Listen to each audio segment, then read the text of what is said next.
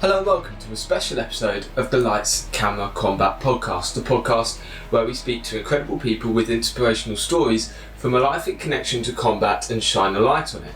Now today is a bit of a special episode. It marks roughly the halfway point of the series and we have no guest on today's episode. It's just going to be me sat here in front of the camera for the video viewers and in front of the microphone for the audio viewers, just for a few purposes. One, just to tell you a little bit more about the podcast, give you a better understanding as an audience of why the podcast has been set up, how it was set up, the messaging behind it, and also what's next. We'll be talking about a few very exciting ventures coming up for the podcast over the course of the summer for you to stay tuned for, as well as a couple of the guests that we've got coming up in the second half of the series. The first thing I would like to start by saying is a big thank you to everybody who is already viewing, liking, subscribing, streaming the podcast on whatever platform. It obviously means a great deal to us. It means that we can continue to deliver to you the best guests that we can. So, what we're going to do now is start at the beginning and the reason why we set this podcast up, including a little bit of background information about me. It's obviously I've been presenting these episodes for the last 6 weeks, but never really given an insight into me or who I am or why I set this podcast up. So, the Lights, Camera, Combat podcast, where did it start? It's about an 8-9 month project in the making before we were able to get the podcast up and running. Really, I decided that I wanted to do something for the veteran landscape. And this came about a year ago when I had the opportunity to create a documentary with a World War II veteran, Ray Park. He was a 98-year-old Lancaster bomber veteran. He was a flight engineer in the bombers, served between 1943 to 1945. He flew over 40 sorties over Germany and over the Netherlands towards the end of the war to help fight for the liberation of Holland as well as to defeat Nazi-occupied Germany.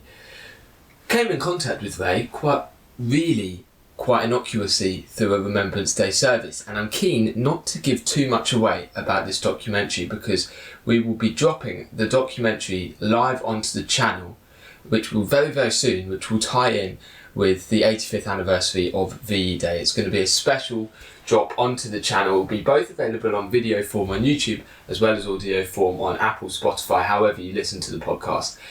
But I would urge all the audio listeners, when that episode drops, to go and see the video and go and watch the documentary. It's a 23-minute documentary. So much love and effort and hard work went into that from everybody involved, and it's something that we're super proud of. So please check that out when that comes out. That will probably be, as I say, around the 85th anniversary of VE Day in about a month's time, so stay tuned for that. But the process of this came on me going on a journey with Ray. I was fortunate enough to film abroad where Ray flew over. I was fortunate enough to build up a very close personal relationship with Ray and reunite him with a mechanical old friend.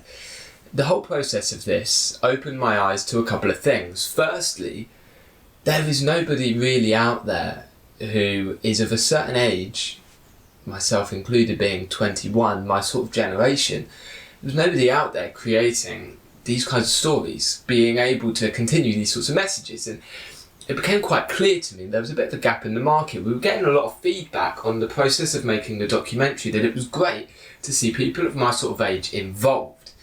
Now, it made me kind of pay attention to the fact that we could really do something with this. There's people like Ray in every corner of the country, A, who are no longer with us, and B, the few veterans who are left who deserve their stories to be told, but all of them have their own unique tales of extraordinary, incredible things in which it is now only our responsibility to be able to continue these stories on into the future.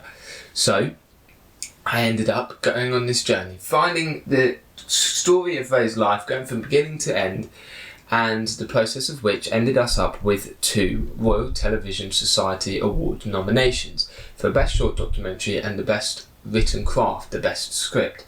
Now that was a massive honour for me and the team and everybody who worked on the project, and it was a real sign that we were onto something quite good and something quite unique, which maybe we could chase a little bit further. Now, the biggest caveat of telling this whole tale for me is that Ray, who I've mentioned, the subject of our documentary, the friend that I made across the course of the year, maybe a year and a half of the complete production and the post-production of the piece, we formed a very good 80-year age gap friendship. And very sadly, in January of this year, we lost Ray. He passed away 3 months short of his 100th birthday.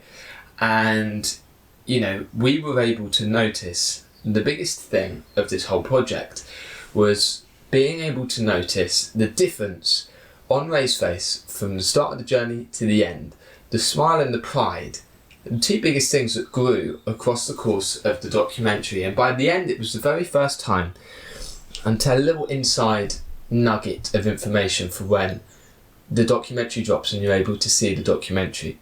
Following the very last day of filming, I went to Ray's care home. I sat down with him, had a cup of tea. It was nothing out of the ordinary, what we'd do, every couple of weeks or so, just to have a catch up.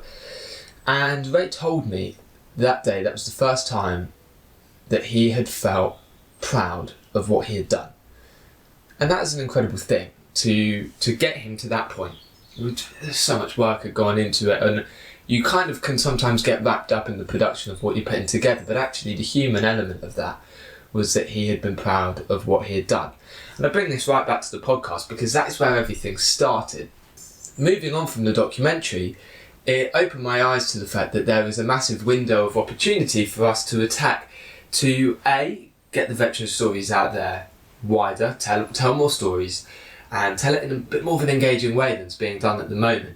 And also not just focus on our World War II veterans or, our World War I veterans, our older veterans, because that's also a field that personally myself I'd investigated. Right here behind me, for the video viewers, and trust me, for audio viewers, is a poster of my first novel. It's a book called Deck of Cards that was published in December of 2024, and it is a novel set in the First World War following the lives of two soldiers, two best friends.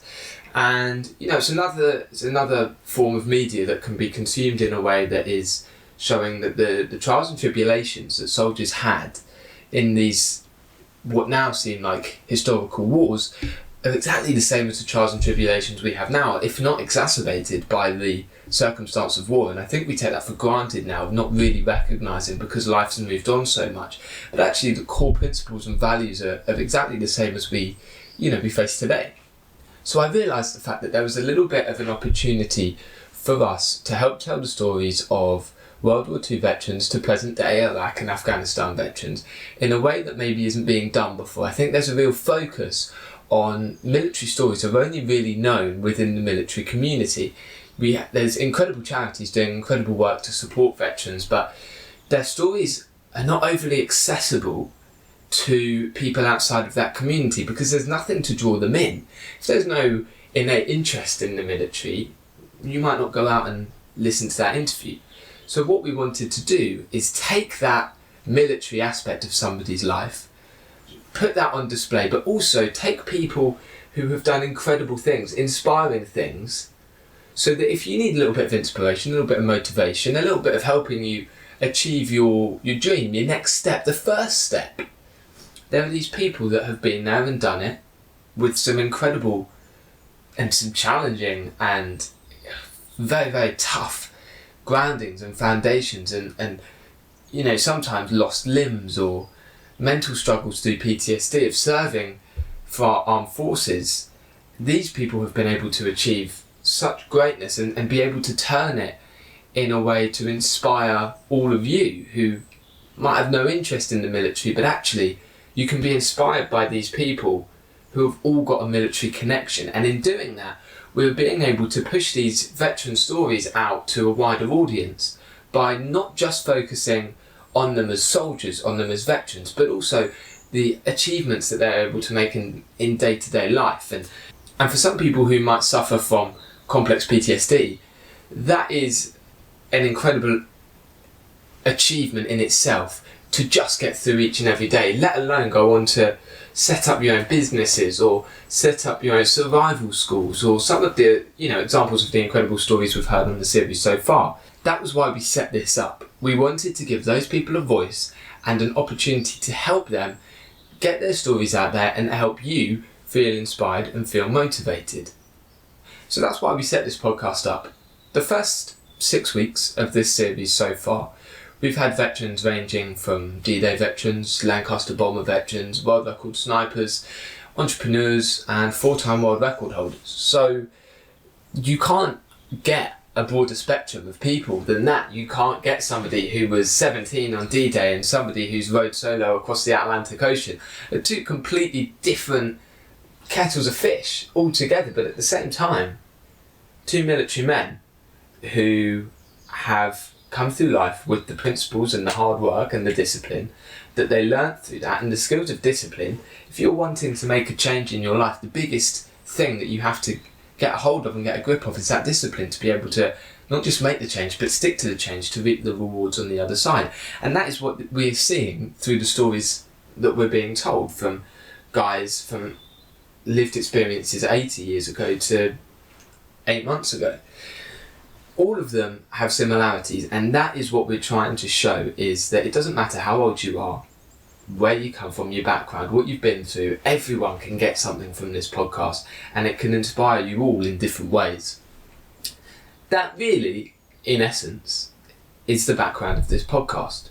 As I say, I'm the host of the podcast. I created the podcast, cultivating brilliant contacts with excellent guests from my background of creating documentaries and writing books. I've been able to be fortunate enough to have these incredible conversations. So, what's next?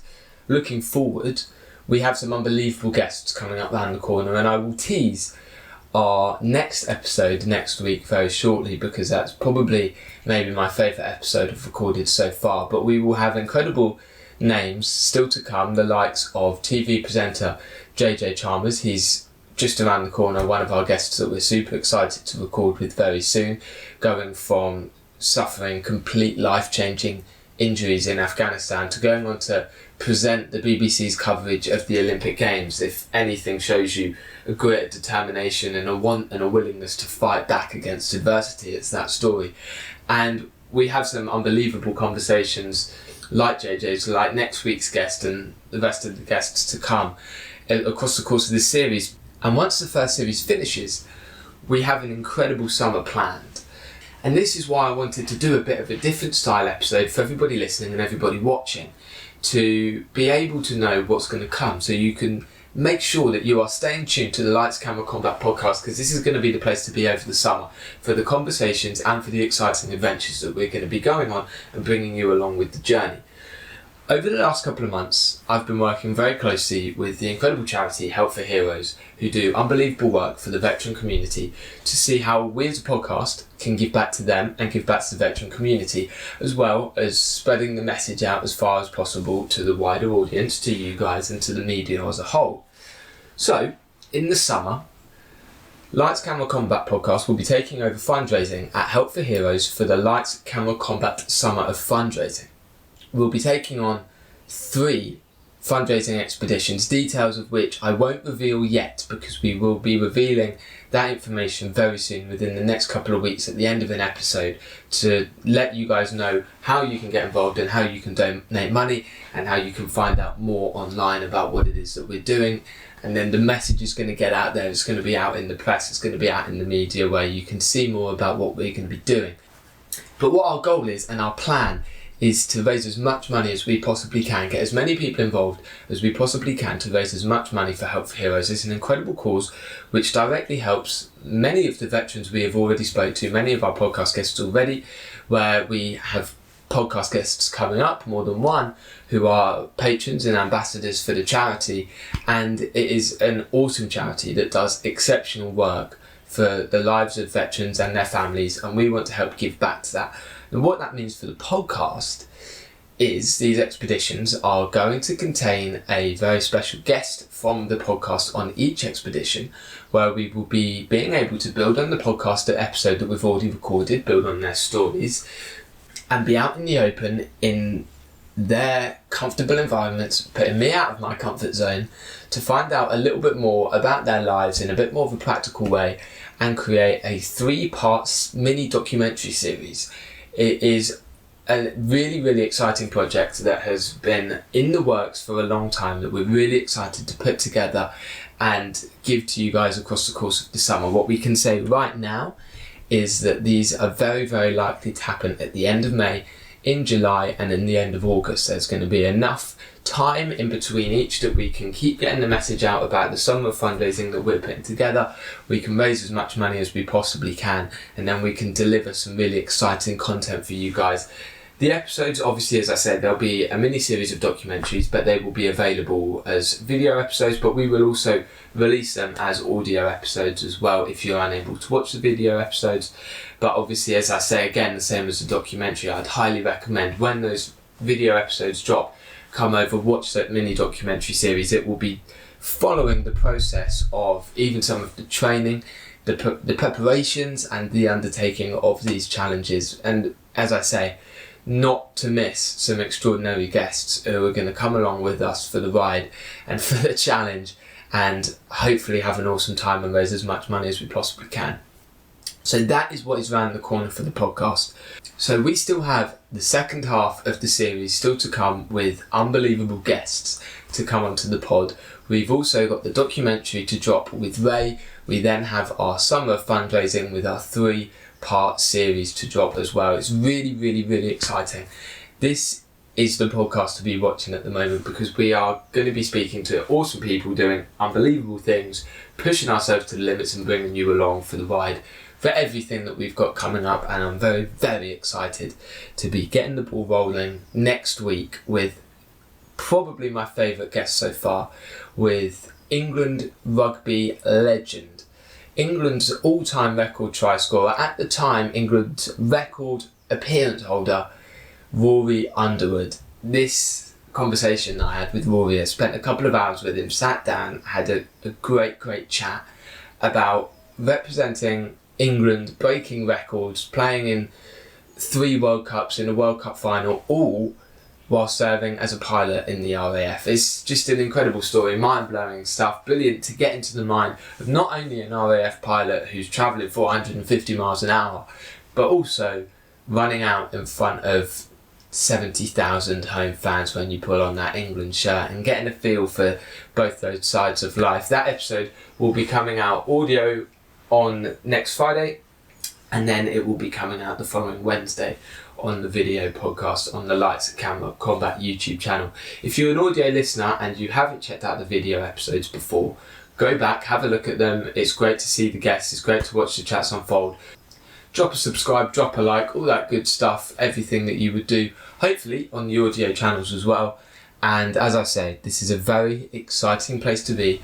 Watch this space. Lights, Camera, Combat is only just getting started, and we will see you next week for an incredible episode with England legend Rory Underwood.